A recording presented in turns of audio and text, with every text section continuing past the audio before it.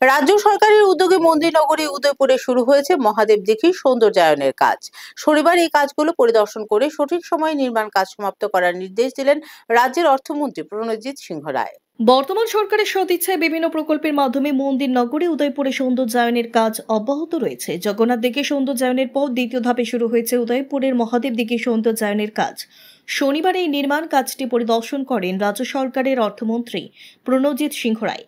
সঙ্গে ছিলেন বিধায়ক অভিষেক দেব রায়, উদয়পুর পৌর পরিষদের পৌরপিতা শীতল চন্দ্র মজুমদার, পৌর পরিষদের ৯ নম্বর ওয়ার্ডের কাউন্সিলর চামেলি দাস, ভারতীয় জনতা পার্টির রাধাকিশোরপুর মণ্ডল সভাপতি সানি সাহা, সংশ্লিষ্ট এলাকার ভারতীয় জনতা পার্টির দলীয় কার্যকর্তাবৃন্দ এবং সংশ্লিষ্ট দপ্তরের আধিকারিক।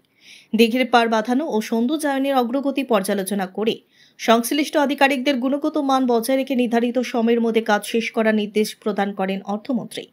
তিনি আরও অভিমত ব্যক্ত করেন যে মহাদেব দিঘির কাজ চলছে, তারপর মাতার বাড়ির চন্দ্রসাগর ও অমর সাগরে সৌন্দর্যায়নের কাজে হাত দেওয়া হবে এবং সকল কাজ সুসম্পাদিত হবার পর সরোবর নগরী উদয়পুরের এলাকাবাসী ও পর্যটকদের জন্য দিঘিগুলির চারিপার্শ্ব একটি মনোরম মনোরঞ্জনের ঠিকানা হয়ে উঠবে।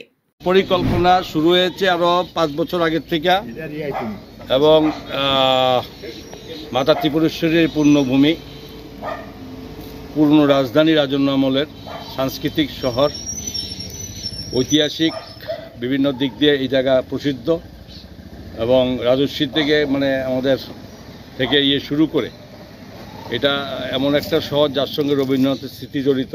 মাতা ত্রিপুরেশ্বরী 550 বছরের প্রতিষ্ঠা, মহাদেব দিঘি সেই মহাদেব বাড়ি, এইগুলোকে নিয়ে তো কেউ আগে কখনো ভাবেনি।